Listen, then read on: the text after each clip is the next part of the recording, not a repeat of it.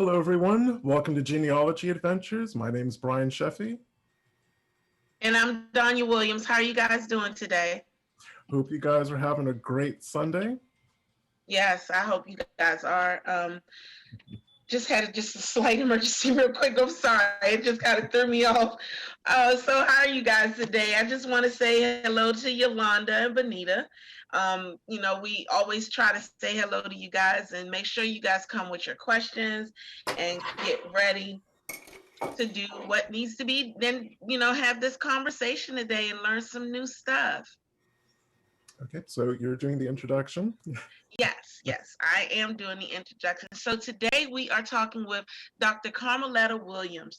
Dr. Carmiletta Williams is the Executive Director of the Black Archives of Mid-America. She is a professor of English and African American Studies.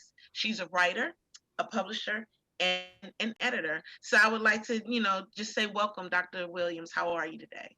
I'm doing fine, thank you. I'm not a professor of African American Studies anymore. I retired from that job.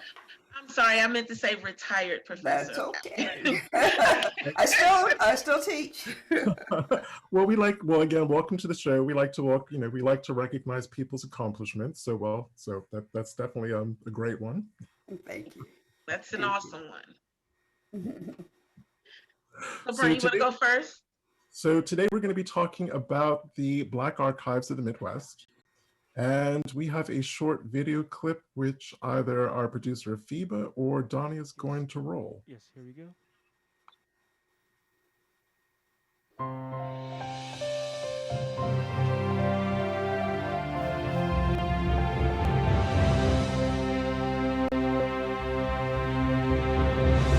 Welcome to the Black Archives of Mid-America in Kansas City. I'm Carmiletta Williams, Dr. Karma, the Executive Director here. Let's take a tour of this magnificent building.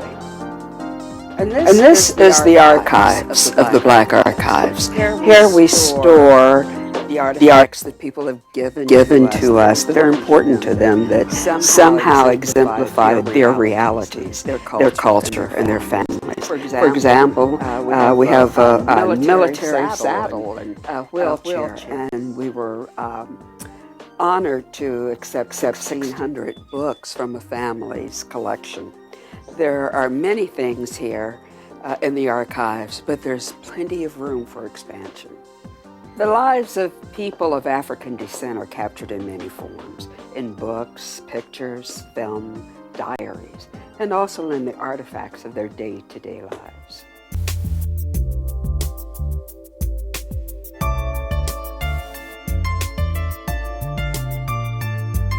In 1974, when Horace Peterson founded the Black Archives, my mother was a founding board member here. And my mother and Horace worked diligently by themselves for 8 to 12 months to build an organization right here on Vine Street. I love the fact that Horace had come up with the idea of You're getting a lot of preserving African American history, the African American history of Kansas City and the Midwest. And so consequently, it was very easy for me to latch on with the idea, or to the idea that this history had to be preserved. I became invested in the Black Archives because of the vital role that it can and does play in our community. Central to the mission of the archives is the collection, preservation, and distribution of documents, artifacts, and memorabilia that reflect the African American experience. We want to elevate what Horace Peterson started here and extend this preservation, collection, promotion of Black history and culture here in the city and really in the region.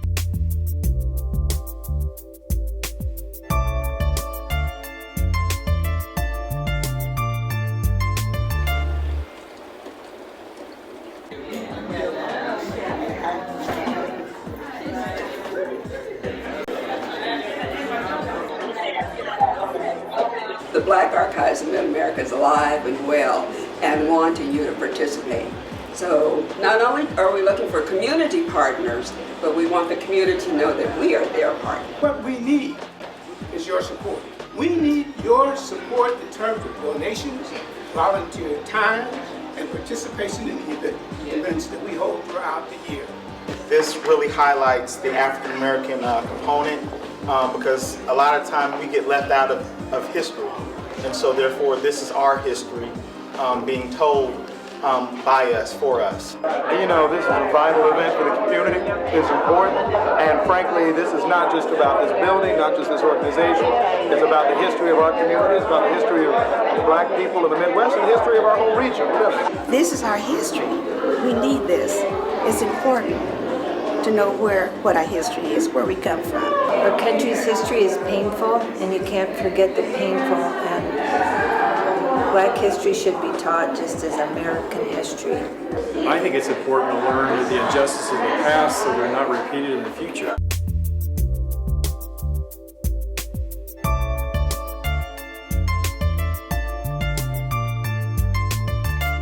Too many times we have decided that our institutions are not always as important as they should be. Thus, the coming generations are being left out. Many of our children do not know their history, and I hope that by working here at the Black Archives, I can find a way to invest in the future of this institution and to help our kids learn more about who they are. If you don't understand the past, you can't understand the present. And I just hope that we'll bring more young kids here and explain to them about the history of our community. If you don't know where you're coming from, you don't know where you're going. I feel it's important to show the next generation coming up the history that has already been laid.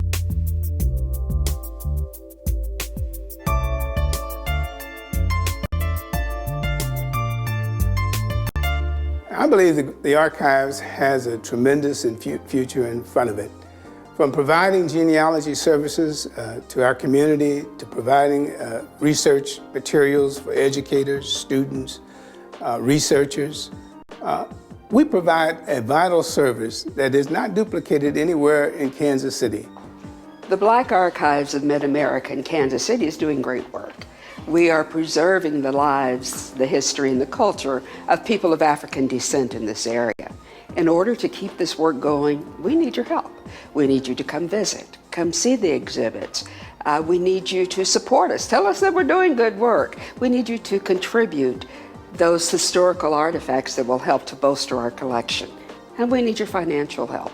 Please contribute to the Black Archives of Mid-America in Kansas City. Thank you.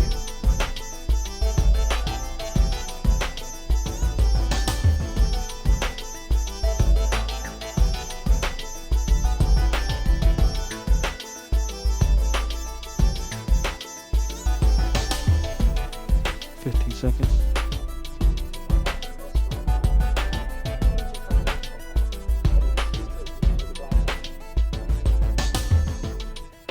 Here we go. Awesome video. Oh, thank you. Thank you. One of the things that I really loved about the video is you're actually hearing from people who are there, who, members of the public. It seems as though some of them may be checking it out for the first time. And it's just nice to get that unvarnished kind of immediate reaction of people. And I think that in terms of collections like yours, that's a really important thing. So you've probably seen this video like a million times, but consider, we're going to get into the hard work that you had to put in to kind of get this together. I mean, in terms of curating and as an archivist, how does it feel hearing members of the public kind of commenting on why they feel that the collection is so important? It's important to me. When we took over the archives to rejuvenate it, I've had so many people, even who live in this area, tell me they'd never been here. So my mission was, how do I get people into the building?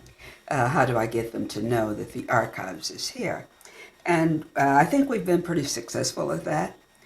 And when they come in, then the second goal is, how do we get them to buy in, to see that the archives is important for preserving their stories, their family histories, their neighborhood histories. And it's been amazing The people have just been bringing us artifacts. So they've been bringing us documents and thousands of pictures because it's important to them too. They want their stories to be preserved.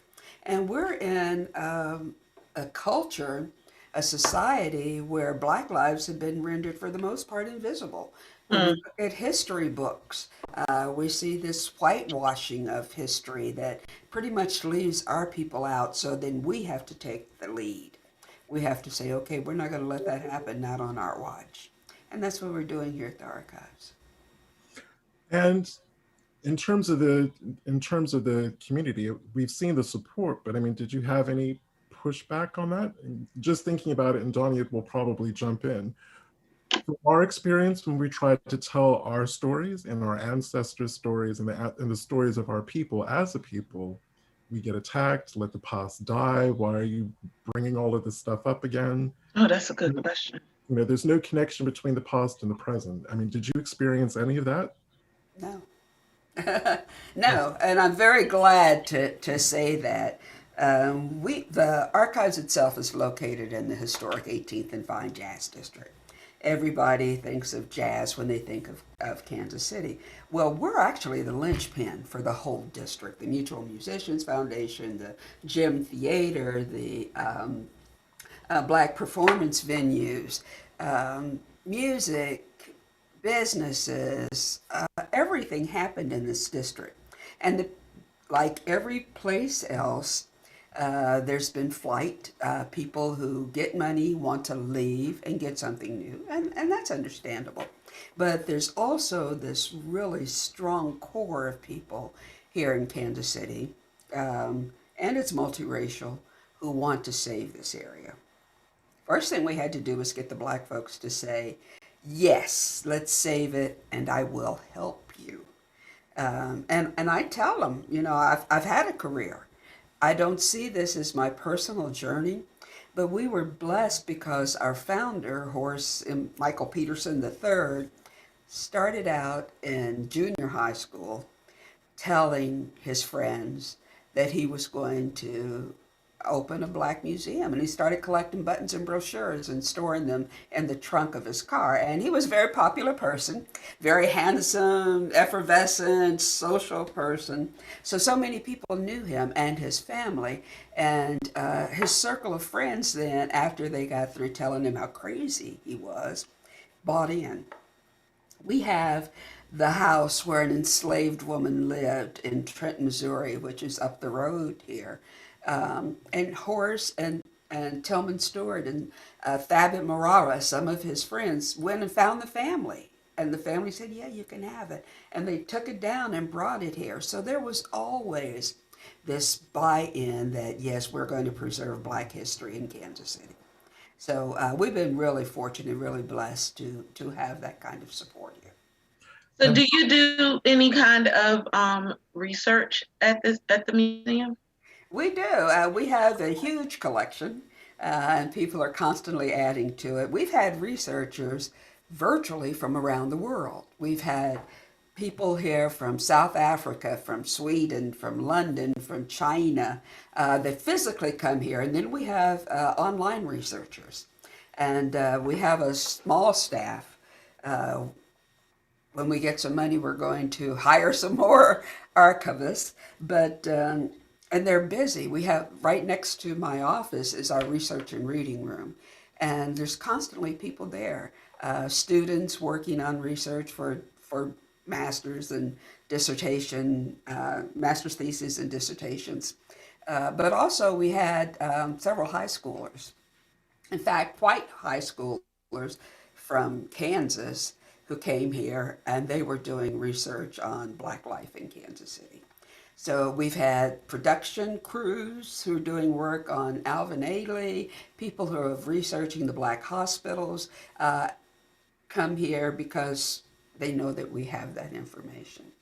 Now, the Black Archives hasn't always been as active as it is now.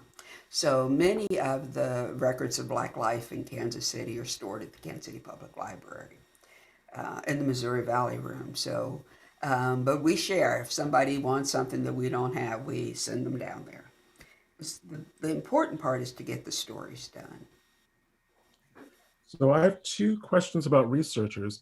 So if someone thinks as though your archives would have material that they need or would help them in their research, is it like an open door that can just come in and request materials, or do they actually need to make an appointment with you? Well, because we have such a small staff, we need them to make an appointment.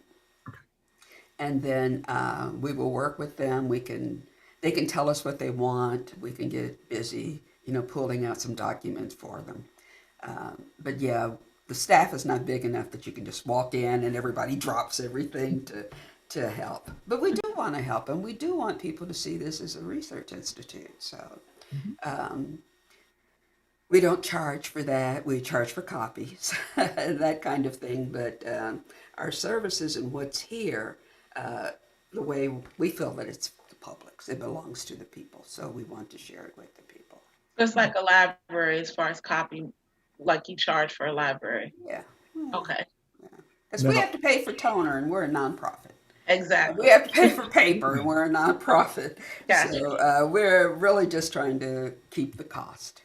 And none of that is inexpensive, believe. But I have to ask the question, what area of research do people internationally? I mean, you were dropping countries like South Africa and Sweden. Right. What's bringing them into Kansas City to do research? A lot of it is dance, music, jazz, but also Kansas City, remember, is right on the cusp because Missouri was a slave-owning state. Kansas wasn't. So there were lots of border wars, and in fact, we have a lot of researchers about our area because just north of Kansas City, there were a lot of enslaved people lived there. So it was discovered, I didn't discover it, the late Warren Watkins and other people discovered that his family's from there, that there are literally hundreds and hundreds of formerly enslaved, well, they were still enslaved people, buried under the runways at KCI Airport. So then we have these activists and these people who are concerned about let's honor those lives and those people who are working with the city to let's fix this. You can't be running planes over our bodies. So do you know was it old cemeteries and they made the airport over it, or? They were old plantations and people were buried in the churchyards and they sold the land to the city. They put the airport there. And they were telling them early on that there were bodies there, and they ignored that because of money, I'm sure. They weren't going to reroute the runways or dig up all those bodies. So it was pretty much ignored. But there's been a pretty active core of people who are keeping this in the forefront. Okay, so just a quick note to the audience. You're going to be noticing some brief flashes across your screen. The studio is experiencing some technical problems. So that just explains what that's all about. I'm sure Donnie is going to ask you questions about how Kansas became a free state, because your short story just kind of blew both of us away on that. But I just wanted to clarify something, not clarify, just to make sure that it didn't slip past our audience's notice. You said border war. So there was a period of time that Kansas and Missouri were at war. Right. Because people who owned slaves didn't want to be told that they couldn't have them. They also didn't want to have the folks that they had enslaved to be able to escape easily. And I mean, Kansas is right across the street. So there were constant wars to set up boundaries and make sure that those people that they had enslaved did not see Kansas as a way to freedom. What is lost in telling these stories is that Kansas established itself as a free state because they didn't want Black people of any kind, free or enslaved, in Kansas. And during the establishment of Kansas, there were actually two congressional units trying to establish the state their way. There was an anti-slavery and a pro-slavery unit. And then they, almost everyone in both units said that they did not want black people in the state. But what they came to recognize is that they would have had to pay those enslavers for those people, and they didn't have the money for that. So that's why Kansas is established as a free state. It's not because of any humanitarian reasons. It's not because they saw anything wrong with enslavement. It's because they didn't have the money to buy those people. Okay, that definitely got left out of my history book. I mean, yeah. I mean, when you hear free state, you're thinking that that's where black people could go and not worry about being enslaved. But what you just explained is not that. They just didn't want any black people at all. So they were like, yeah, we just free from y'all. Exactly. And the problem is the black people didn't get that message. So that's why you have an exodus. My great-grandparents, actually my great-great-grandparents were part of that movement. They came from Kentucky. And once they were free, they're like, we're getting the heck out of here. So they followed Pap Singleton and other conductors. Well, they followed Pap to Topeka, Kansas, because Kansas was a free state. And they didn't know about the rest of this. Well, they get to Topeka and they live in an area called the Barracks, which is down by the river and the railroad. Built these temporary houses like barracks. And then because there's no sewage, or no running water, then disease comes and then people spread out. So Kansas is known for its black communities. And that's because people came there thinking free, found out that they weren't going to be free, and then moved other places. If you remember in Ernest Gaines' The Autobiography of Miss Jane Pittman, she tells one of her neighbors about Ned, the nephew that she raised like a son. And he writes her from Kansas. She said the first letter, he's talking about how generous the people are and how they're trying to help. She said, but that was the first letter. And then things change. You get there and they're not going to put any more money into it. They really don't want to. They don't open their arms and welcome in black people. But they're established as a free state, and people of color see that, and so they head to Kansas. We already have questions that are popping up on the first of all, you got a lot of wows. Because I mean, no one knew that. No, that's something that was not taught in our history book. So I guess I'm getting ready to do like two things. As a retired African American Studies professor, was that something that you taught because these things were not, I never knew that. Absolutely. Every single semester, students would say, how come they didn't teach that to us in high school? Yes. Then I have to tell them about the publishing industry, because the books were written by white people who are hiding their place in history. They are financed by white folks who are hiding their place in history. And so when they write these books and put them out there for young people to study, they're not going to put anything negative about themselves there. So you don't get that. The state of Texas, which I was getting ready to ask. State of Texas had any references to slavery removed from their history books. How do you do that? So those young people coming up in Texas and studying their homework and making good grades, they're not going to know about the history of enslaved people in Texas because they took it out because people won't buy those books.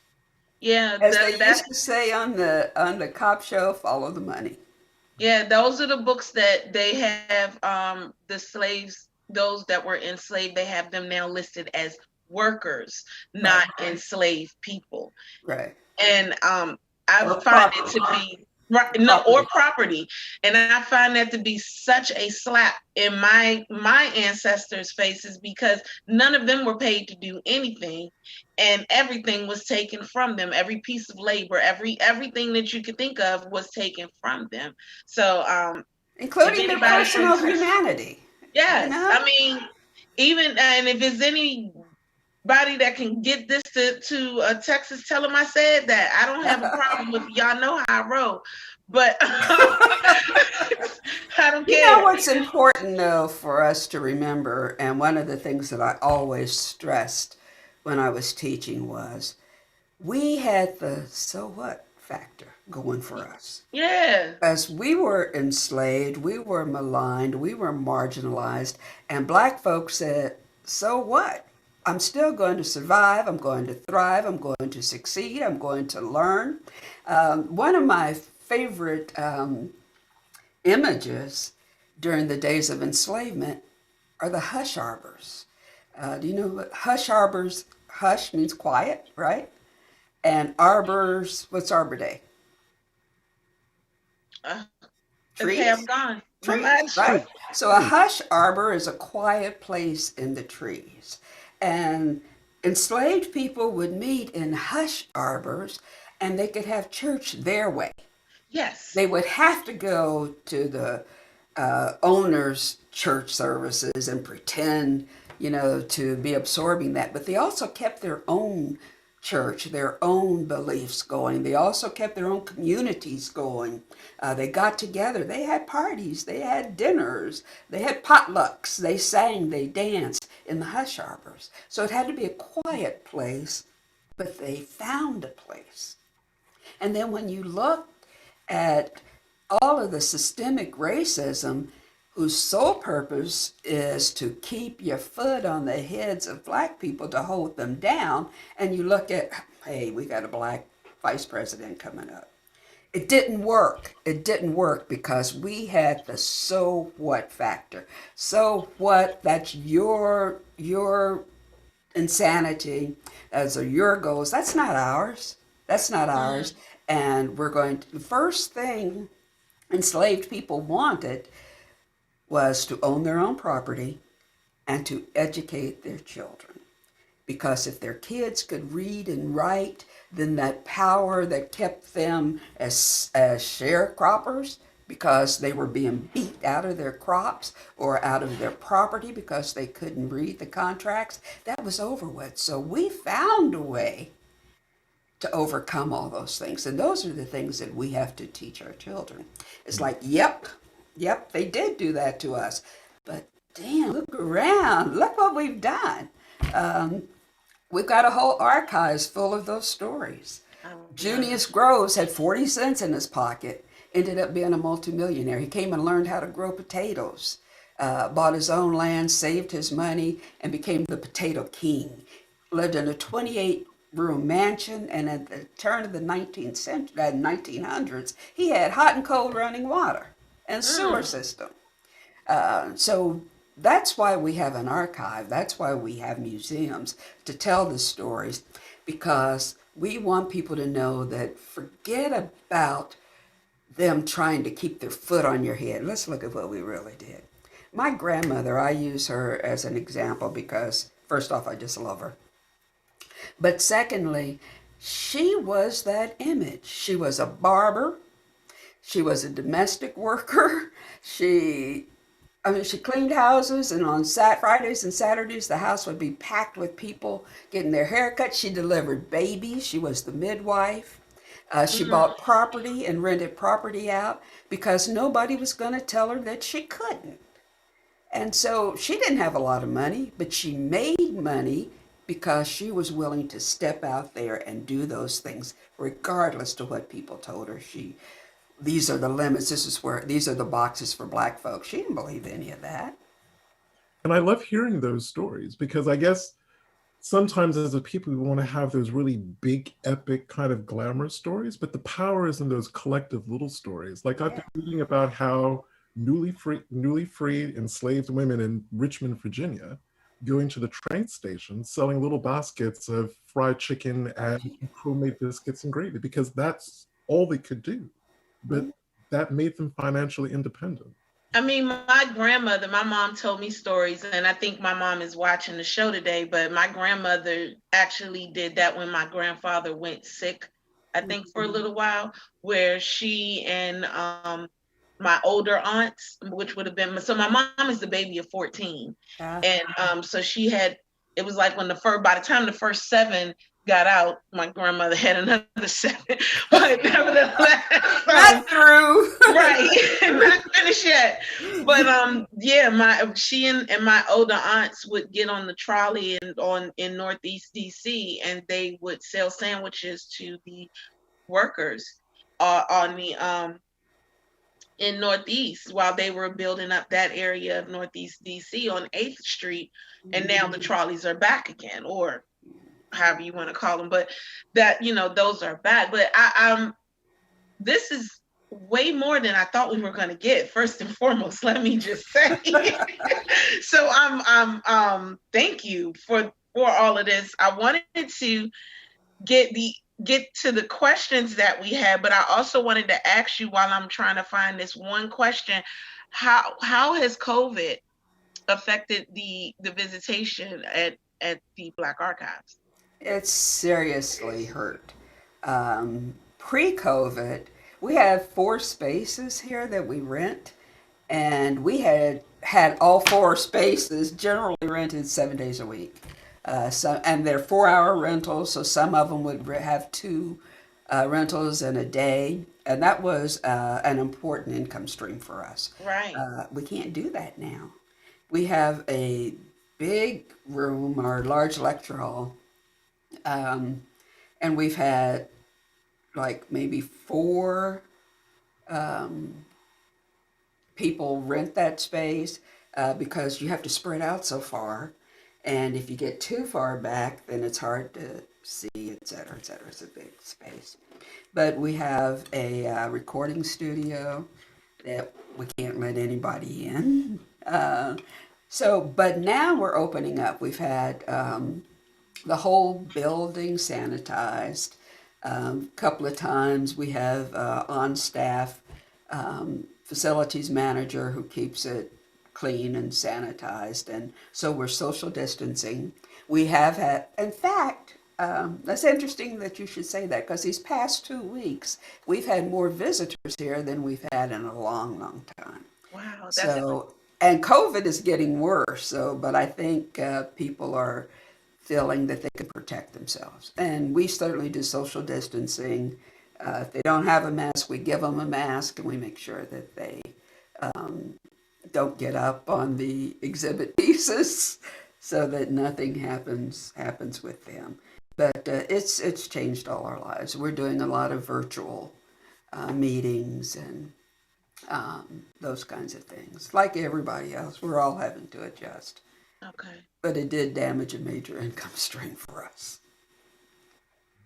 And as Donnie is looking for that question, because you've done a really good job summarizing kind of the ephemera that you have and the historical documents that you have. Do you have published family genealogies within the archives? We don't. Mm-hmm. We don't. We were very fortunate. Country Club Bank here in Kansas City donated 12 computers to us. So we do have a genealogy center set up. And now that we're out of COVID, we've partnered with the Midwest Genealogy Association. It's at the library in Independence, Missouri. And so they're telling us what software to buy so that we can actually bring people in, train them how to use it.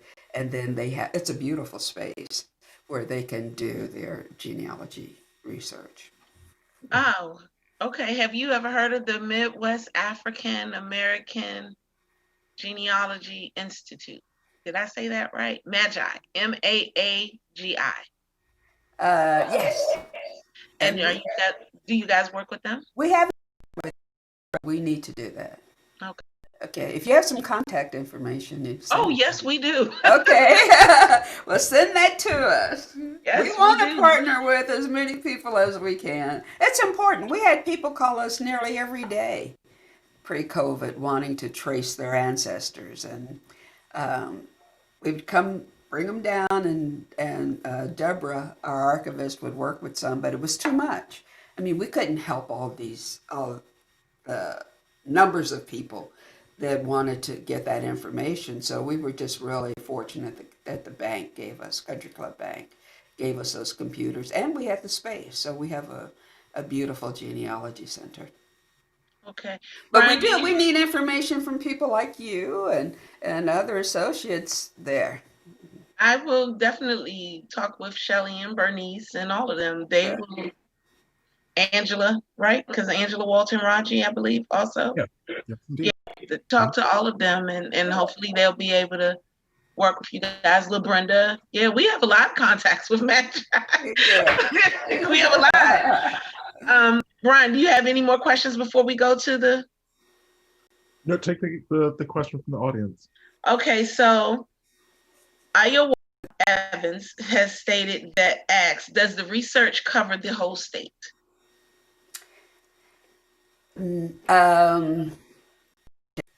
Yes. Remember, we collect things. We had documents and pictures from all over the state donated to us, but they aren't complete.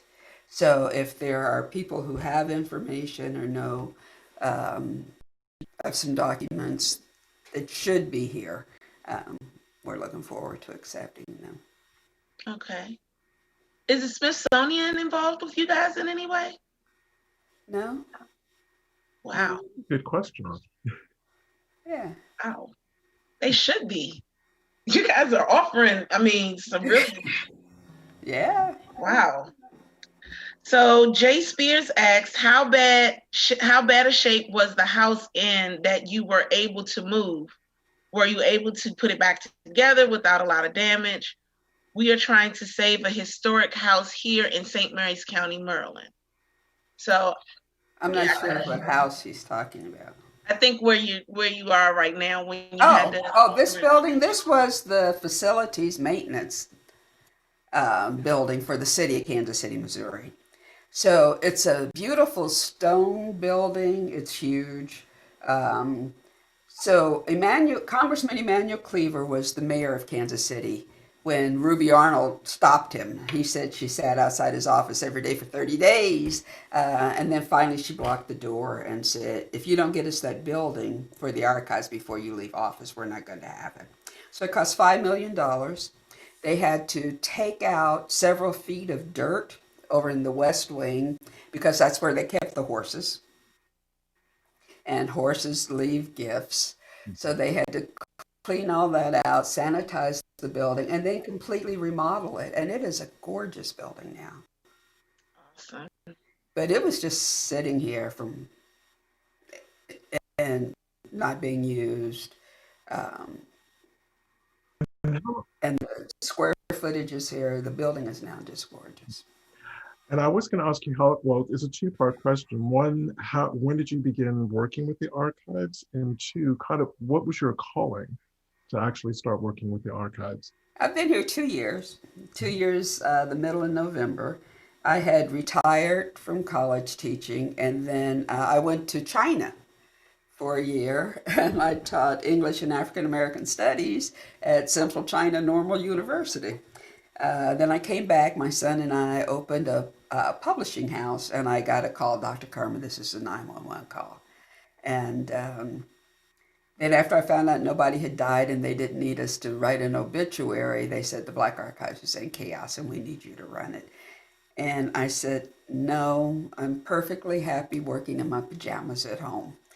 And they said, just come down and talk to us. And I did and fell in love with the place. There are some the building itself is beautiful, but there are some amazing artifacts. And every time I open up a box, there's something great, interesting and exciting inside that box. So I was hooked. Wow. I was hooked. You actually have a descendant of Benjamin Pap Singleton on watching the show right now. Oh, wonderful. Yeah, I'm scrolling looking for other questions, and they said that, and I know that there are a couple of questions towards the end, but I wanted to make sure you knew that. So go ahead, Brian. One of the things that one of the themes of our show is how people have a calling for the work that they do. You previously didn't have any association with the archives at all. And your passion for it is really coming through. I mean, where do you think that comes from, your passion? It comes from my grandmother. I grew up in an area, it's the old 54th Street neighborhood. And I hear so many people say black folks didn't live past 27th Street in Kansas City. Well, we did. This is 54th Street. But my grandmother and my mother wanted to be sure that we knew that being black was something that was very special. And so my mother, every Christmas, my mother would drive distances to make sure that I had black dolls. I never had a white doll.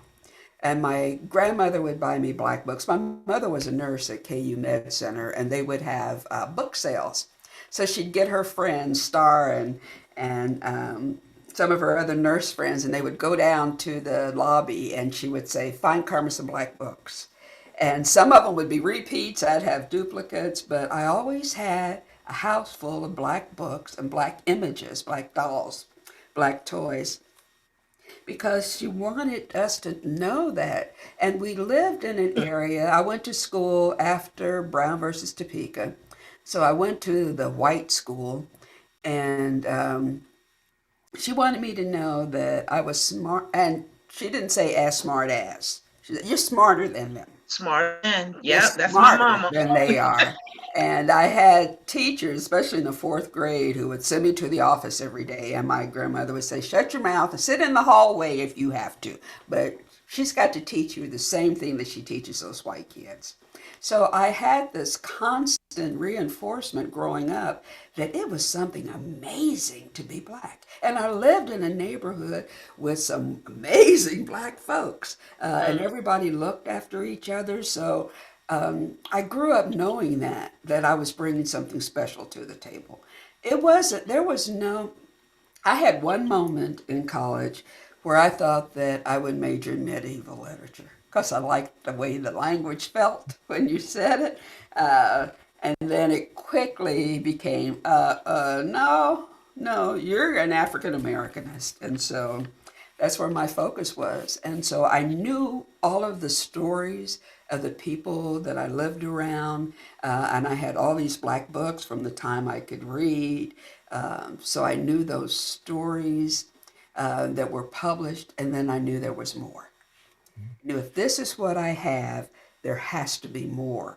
So I just had this thirst to do it. And then when I was little, and I wasn't an easy child to raise, I've been told. I think I was wonderful.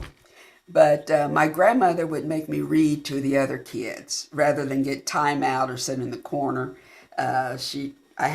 There's 5 of us, my mother's kids, and then I have an aunt who's a year younger than I am, and she would make me read to the kids.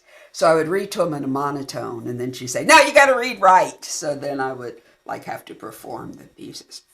But they learned too about Black life and culture, and somehow that teaching folks just got instilled in me. It's more about sharing what you know rather than directing people, although I've been told I'm pretty bossy at times. But it's so much amazing experiences that Black people have created, and we need to know about them. Other people can try to hide them if they want to, but we can tell them. We can find those stories, and we can tell those stories. And that's kind of been my mission. So this is a quick question to both of you, because Donnie and I both know the kind of comments that we may get when the video goes on demand on YouTube. So for either of you, how is, you spoke so eloquently about your mother going out of her way to get you black dolls and black books. How is that not racist? Because I know for a fact that someone is going to watch this interview on demand and say, "Oh, that's racist." I hope they do. I hope they do, because it's racial reinforcement that what I am, what my race is, deserves to be honored and captured and celebrated. And, why should a little black girl be given a white baby to raise when it's not going to be her experience? Okay. And historically, our folks were forced to look after white children at the expense of taking care of their own. So I think for them it was that reinforcement of the power and the beauty of being black. And I loved it. I loved it. I would never have, a friend gave me a black Betty Boop t-shirt. Because I'm like, I'm not going to wear a white woman on my chest. I'm just not going to do it. So she gave me a black one. And I think that's important because we have the dominant society, the people with the money who are making these things, forcing that whiteness on us. And somewhere we've got to put up our hand and say, stop. Just, I'm not going to do it. I'm not going to take it. Let's talk about what being black is and the power of blackness. So I have a question from Dee Turner, and she says, can you explain why it is important to place labels on household items that are passed down? And can you stress the importance of, of willing household artifacts and possibly insuring them? We have what we call picture parties here at the Black Archives because people have given us boxes of their family memorabilia. So we have literally thousands of pictures that we don't know who's in them. So if you just put a name and a date on the back, that helps history. That helps us to restore that history. That helps researchers who see it know that history. And that's important and that's significant. We've had black firefighters, black police officers, black business people. We've tried to identify people in these pictures by what they're doing or what it looks like they're doing. And then we invite that community in to tell us who these people are. Which is great because we've gotten hundreds and hundreds of pictures identified. The other great part is they have reunions. It's like you have to push them along, and they're going like, yeah, remember in this picture, remember what happened? I'm going like, hey, keep going. But they get together and share those histories. So we get some of those extra histories too from the picture parties. I want to say this one thing. I don't know if Brian has something to say, but I need to address something that was placed on our board. Gina Lewis says, love it, racial reinforcement. Let me be clear. We do not look at a white doll and call it racial reinforcement when you hand that white doll baby to your white child. So if that's what you mean, I'm trying to understand exactly what you mean by that. Because it's not a racial reinforcement. What it is that she's just being told about herself because she got a black doll. It has nothing to do with what I feel like that particular message was. So if you could please just kind of put a message up here and maybe reiterate or kind of start over again on what it is that you were trying to say. I would love to know, because I'm always open to these types of conversations, but please be sure and understand that when she said that she got a black doll, because I got black dolls too, that wasn't my mother racially reinforcing me anything. That was just letting me see that I had a doll that looked like me. That was it. And nobody is saying that about any other doll, whether the doll is black, whether the doll is of Asian descent, white, or what have you. So please let me know what you were talking about. Because as you've both been eloquently speaking about this, I was thinking about my own childhood. I had a white Ken doll and I had a black Ken doll, and I had both, and I played with them both equally. As a matter of fact, they were each other's best mates. They had awesome adventures. But the reason why my parent, and speaking to my parents about that later, I lived in a majority white town, so obviously Ken kind of fit into that context, but they wanted me to have something that I could resonate with or see part of myself in. But 5 or 6, you're not really thinking that way. Cool, I've got 2 Ken dolls. I can have twice the amount of fun. I think maybe the writer, or maybe I didn't say it right, but it's reinforcing the beauty of the race. I think you said it fine. Yeah. Yeah. because we don't get that otherwise if we don't do it ourselves. That's right. If your parents had given you 2 white Ken dolls, then you would have missed that part that said there are black Kens, and they are okay. Yep. And not only that, but they are just as beautiful and as powerful as the white Ken. But when we live, and I'm older than both of you, but when we grow up and all of the symbols are white, it makes you question. Exactly. So I think when our parents go out of the way in Kansas City or in KC or DC to make sure that we have toys and books and characters that look like us, I think their message is, and you're beautiful too. Don't forget that. That's right. That's right. I have another question from Iowa, who also asks if your records are online for researching, or do you have records that they can research? Like, is there something, if I had somebody in Kansas City that I was trying to find, is there a way that I could connect to you guys to do that kind of research? Sure. Now, they aren't all online. I don't know if I told you about the condition of the archives when we got here, Right. but some are, and we're working very hard to get them there. Just go to www.blackarchives.org, and there's a research tab. And there are a lot of things there. And if I had connections to Kansas City or the surrounding area, and I wanted to donate my material to you, yes. Kind of what's the process to do that? Just let me know that you're coming, bring it in, and then I have you sign a form saying that you know that you're giving it to us, that we're not storing it for you, and that the materials will be open for people who are doing research. They will be in our archives, and you sign them off, and we set up files.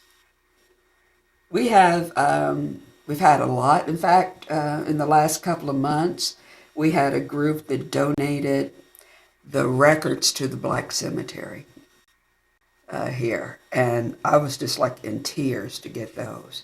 That is so important that we have that and that it be here in the archives. But Lincoln Cemetery is a Black cemetery in Kansas City, and they donated those burial records. And they're just a treasure trove of information.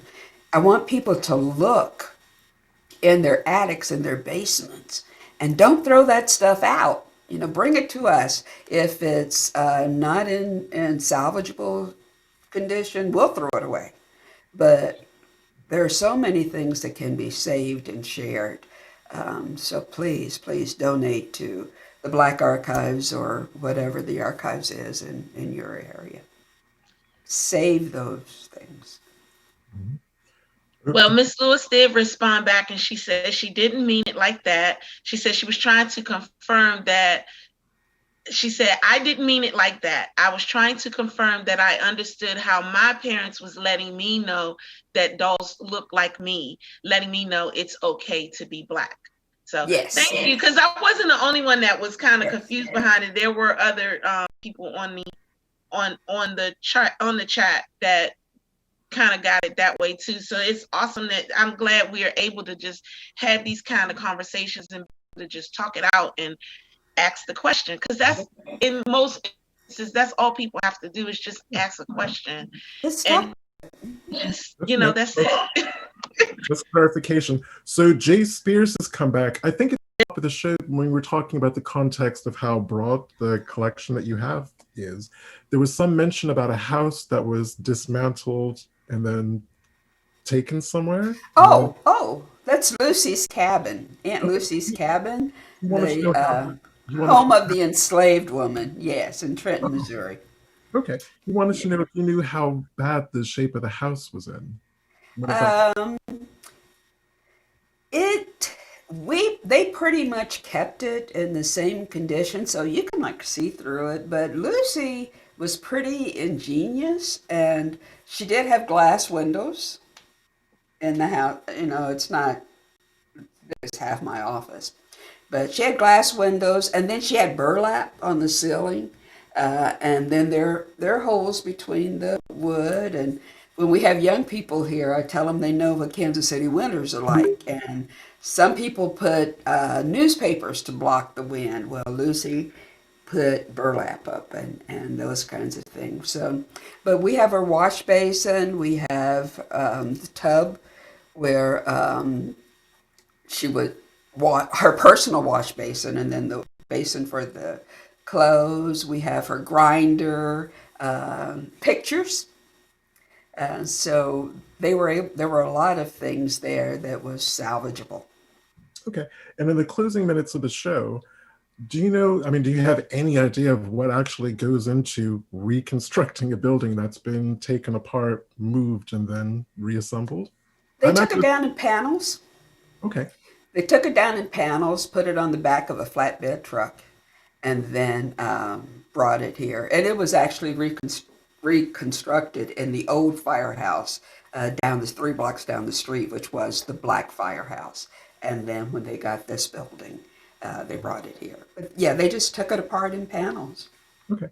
Well, Jay, we're going to make you the offer. If you want to send an email to Genealogy Adventures Live at gmail.com. Did I get that right, Danya? Is that the correct? Yeah, Genealogy Adventures Live at gmail.com. Yes. We can forward it on to Carmiletta, and if she knows of someone that it sounds as though what Jay is looking for it sounds as though he wants to or knows of an organization that wants to do something similar. So we can get those organizations speaking to each other. We're happy to facilitate that too. Yes, that'd be great. Well, thank I you definitely. so much. It's another question that I wanted to get out to you before we close out is and this is a good question. Missy Baines asks, do you think all South states should have their own archives? I do, especially if they turn out like yours. Oh, thank you. Thank you. Yeah, there are so many important parts of African American life and culture that need to be preserved. Yes, it is. So as many people who launch that effort and actually commit to it, the better. That's awesome. I think that's a great line to end the show on. Okay. Carmiletta, thank you so much for sharing your time and your generosity and your knowledge with us and with our audience. Thank you for the invitation. Yes, we will post a link to the and we will definitely post a link to the Black Archives on the comments, and then again on the actual show. I'm just so excited and so grateful that you actually came on the show. Sure. And we're just anybody has questions, they could write us at info@blacknews.org. Okay, well, there are a couple more questions that were up there, and but unfortunately we couldn't get to them. But I can send them to you, or we'll tag you on this, and if you want to go through the comments, and we would appreciate you going through and just going and checking out those comments and those questions. It's awesome. But again, I was not expecting to get the information that we got and the stories, the jaw-dropping information. Thank you so much. Oh, you're welcome. Thank you. And to everyone at home or whatever device you're watching us on, thank you again for tuning in. We'll be back next week where we're talking to the author Edward Ball about his book Slaves in the Family. No, next week's show is got that wrong. The Colored Troops. That's it. Sorry. Jerry Price. Yeah. So we're going to be talking about United States Colored Troops in a certain area at the Battle of New Market. But I'm sure he'll be able to answer a couple of other questions, but that's who we're going to be talking to next week. Our February exhibit here at the Black Archives is Blacks in the Military. Awesome. Really? That's great. It's being curated by Taylor Jackson, who's a former Marine. He now works at City Hall, and Commander Carlton Philpott, who was responsible for getting the Buffalo Soldiers Monument and Museum established at Fort Leavenworth, and the Museum for the 1888, which was a unit of Black women who moved the mail. the mail. They had like a 5-year backlog or more of mail, and they moved it. So Commander Philpott and Taylor Jackson will be curating that show for us. Yeah, So I'm trying to go get to our in website. touch. Yeah, and I'm trying to get in touch with someone from the Kansas City chapter for the Buffalo Soldiers as well. Haven't heard from them yet, but Oh, okay. I will. We can do that. Okay. Yeah, we definitely have to do a show about the women who moved all that mail. That's Yes, the 1888. That would be great for Women's History Month. For sure. Indeed. For sure. So until Thank next you. Stay blessed. We can keep talking forever. We just have to click off. Take care. Love you. Come to Kansas City. Visit the Black Archives. Take care. You too. Bye-bye. And bye-bye to you at home.